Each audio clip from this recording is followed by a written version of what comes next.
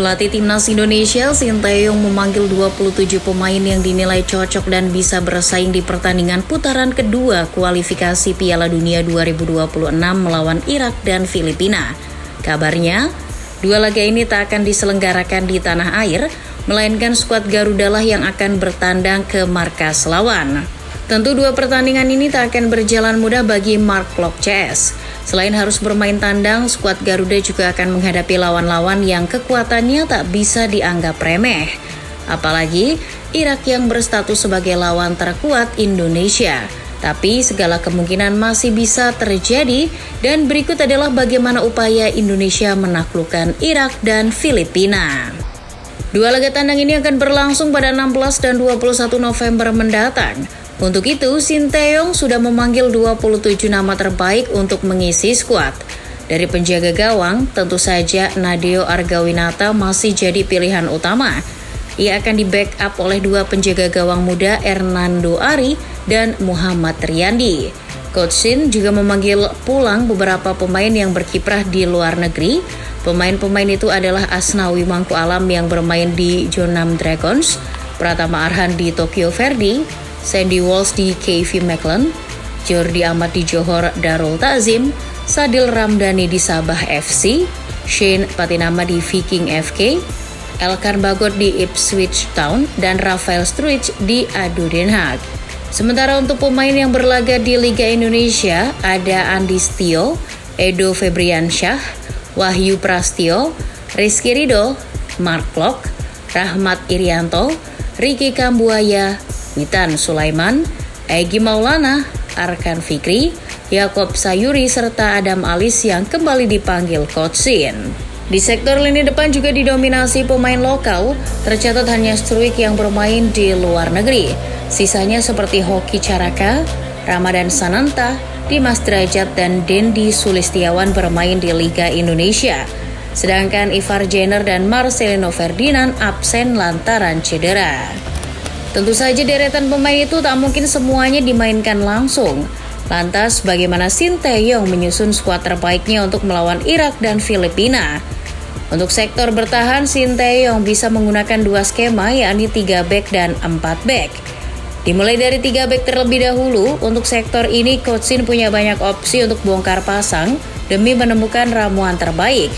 Namun trio Jordi Amat, Elkan Bagot, dan Rizky Ridho akan menjadi kombinasi yang sempurna. Jordi Amat akan menjadi pemimpin di tengah dan Ridho akan bermain di sisi kanan, serta Bagot yang dominan berkaki kiri akan mengisi di sektor kiri. Selain akan menciptakan pertahanan yang kokoh, ketiganya cukup piawai dalam distribusi bola. Jadi urusan build up serangan dari bawah sudah tak ada masalah lagi. Ketika ingin menggunakan 4 back, maka 2 back tengah pasti akan diisi oleh Jordi Amat dan Elkan Bagot. Sedangkan di back kanan tentu akan diisi oleh sang kapten Asnawi Mangku Alam. Nah, di sektor kiri masih jadi perdebatan antara Arhan atau Patinama yang akan dipasang. Mungkin Arhan lebih dulu akan dipasang karena saat menghadapi Irak, Coach Shin pasti akan mengandalkan kecepatan pemain. Dalam 2 pertandingan terakhir, Timnas Indonesia sering menggunakan 2 gelandang saja, maka dari itu kali ini Coach Shin tak membawa banyak pemain tengah. Peran Mark Klok sebagai pemain jangkar tentu tak akan tergantikan. Sementara untuk partner Klok, Sinteyong punya beberapa opsi. Jika ingin menggunakan double pivot, Rahmat Irianto atau Sandy Walsh akan menjadi pilihan yang tepat. Namun, jika ingin menambah variasi serangan, maka Coach Shin bisa menurunkan gelandang bertipikal menyerang. Dalam hal ini, Adam Alis dan Ricky Kambuaya bisa jadi opsi yang menarik. Kedua pemain ini dikenal pekerja keras dan kreatif. Jika Kambuaya dengan umpan-umpannya, Adam Alis dengan akselerasi dan tembakan jarak jauhnya. Meski tak membawa banyak pemain tengah, banyak pemain yang bisa memainkan peran tersebut dengan baik. Arhan Fikri, Witan, dan Egy yang berposisi asli sebagai sayap juga bisa ditaruh sebagai gelandang serang. Baik dalam skema 3 penyerang atau 2 penyerang, strategi Coach Shin tetap membutuhkan pemain sayap. 2 pemain sayap itu biasanya diisi oleh Witan Sulaiman di sisi kiri dan Sadil Ramdhani di sisi kanan. Untuk kedalaman sektor sayap, Timnas Indonesia masih memiliki beberapa opsi dalam diri Egy dan Yakob Sayuri. Selain itu, Adam Alis juga bisa mengisi sektor tersebut. Keunggulan dalam melakukan akselerasi membuat Adam bisa berperan sebagai pemain sayap kiri. Tak cuma itu, Dendi juga bisa bermain sebagai pemain sayap. Ia pernah memainkan peran itu saat tampil melawan Brunei kemarin. Akhir-akhir ini Coach Shin selalu membawa banyak striker di skuadnya. Untuk 2 pertandingan ini saja ia membawa 5 pemain yang semuanya berposisi sebagai penyerang tengah. Ini memudahkan Sinteyong untuk meracik pola serangan.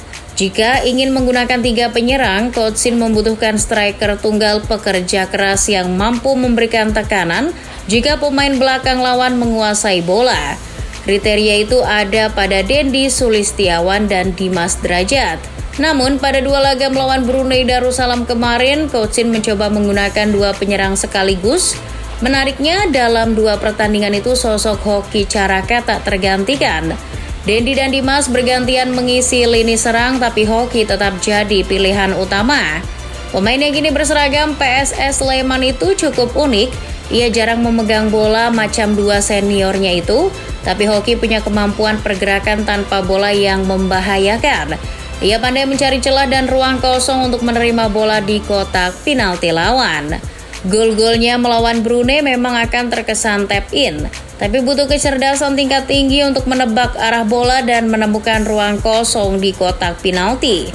Tampaknya jika Dimas dipilih menjadi striker utama, maka Hoki yang cocok untuk menemaninya. Dengan susunan pemain seperti itu, Timnas Indonesia diperkirakan tak akan mengambil inisiatif menyerang lebih dulu saat melawan Irak. Selain karena bermain tandang, Indonesia sadar diri akan perbedaan kualitas yang ada. Maka dari itu, Sinteyong memperkuat lini bertahan Indonesia. Coach Shin bisa membiarkan pemain lawan untuk menekan lebih dulu dan memanfaatkan setiap kesalahan lawan untuk melayangkan serangan balik cepat.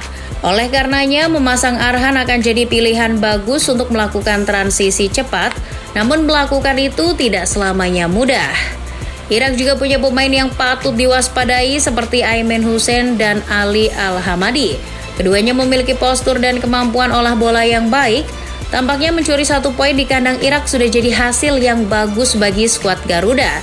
Berbeda dengan lawan Irak, saat melawan Filipina, Indonesia wajib mengantongi 3 poin. Level permainan Timnas Indonesia lebih baik dari Filipina, secara materi pemain juga demikian. Meski belum diumumkan siapa saja pemain yang dibawa Michael Webb, pemain Filipina diketahui banyak yang abroad juga. Tapi abroadnya ya ke Liga Indonesia. Jadi beberapa pemain macam Daisuke Sato dan Kenshiro Daniels kualitasnya sudah terpantau. Meraih 4 poin dari 2 laga ini tampaknya akan jadi hasil yang cukup realistis.